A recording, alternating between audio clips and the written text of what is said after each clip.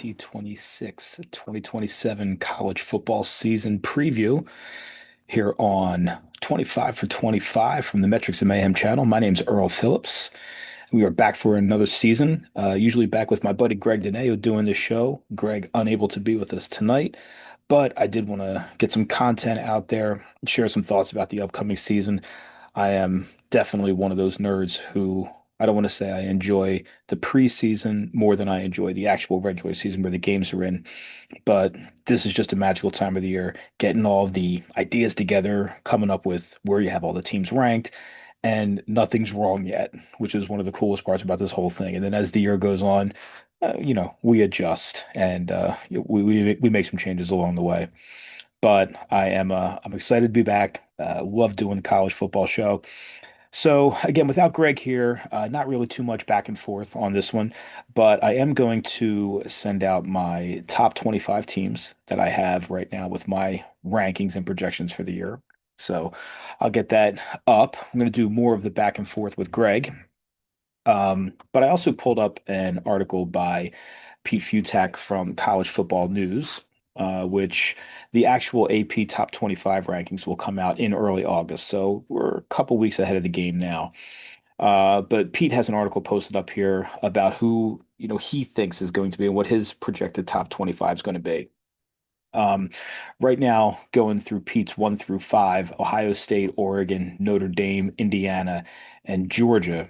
Um, Looking at my list, I can already see off the top that I am going to be much further down on Indiana than probably many people. So I think this is going to be my stance preseason, saying that Indiana will not repeat and not be in the same tier of team that they were last year. Um, Kurt Signetti, obviously, anywhere he goes, he wins. He runs the table last year, an absolutely amazing year, having the Heisman winning quarterback and a team that played very solid defense. It was magic in a bottle last season. There's no doubt about that. Given him an offseason to replenish, to try to replace a Heisman winning quarterback with Josh Hoover from TCU. Josh Hoover, all kinds of talent from TCU. Maybe the team around him wasn't as strong as he was. But still, you're replacing a Heisman winning quarterback, and that's not necessarily an easy thing to do. Not to mention, the tape is kind of out on Signetti in his first year. So I feel like Big Ten teams will now have the opportunity to maybe game plan and maybe just pick up on a couple of things that just took the world by storm last year. The league very much catches up year after year. So at a look at the top five from Pete Futek, this isn't the AP poll, it's just his opinion. But looking at my list right now, I think my biggest stance out of the top five is not having Indiana in there, um, even as far as not having them in my top 10. So that is, I think, definitely my largest stance for one team there. Working his way down, Texas, Miami, Texas A&M, Texas Tech, and Ole Miss.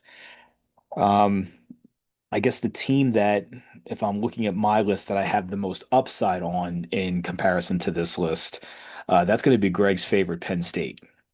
I happen to be in on Penn State this year. I think one of the things that we learned from Signetti last year was there's something about taking a team or taking over a team and having players from your school follow you. I think there's a belief in the coach. I think that with essentially Iowa State 2.0 coming over to the Big Ten and Matt Campbell elevating himself into a program that could put him among the elite in the sport.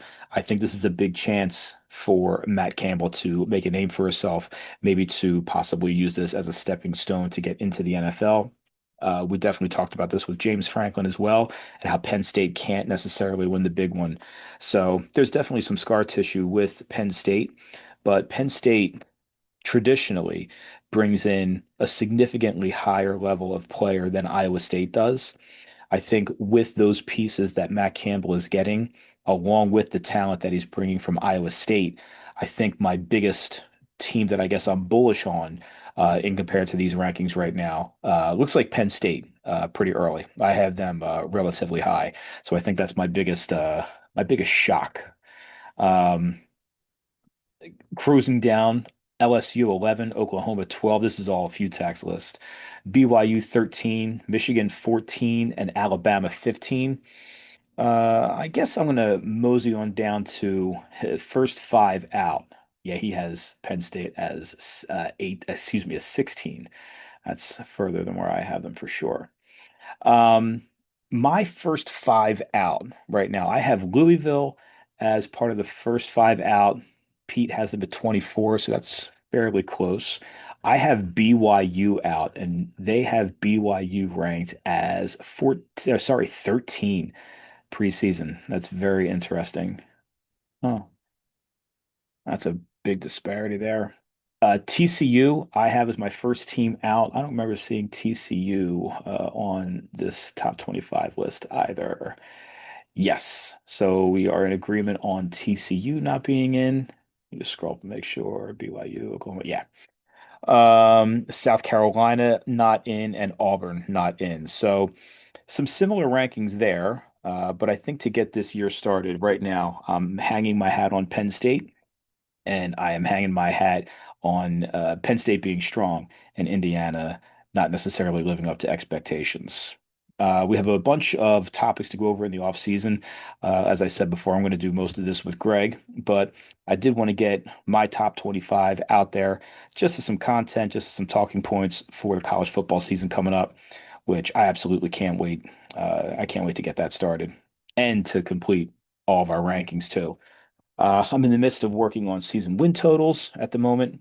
And the first show that we end up doing with Greg, we're going to talk through the top 25. We're going to get into some disagreements. Greg's not necessarily one to pull any punches on things that he disagrees with. We're going to talk about who this year's Kurt Signetti is going to be.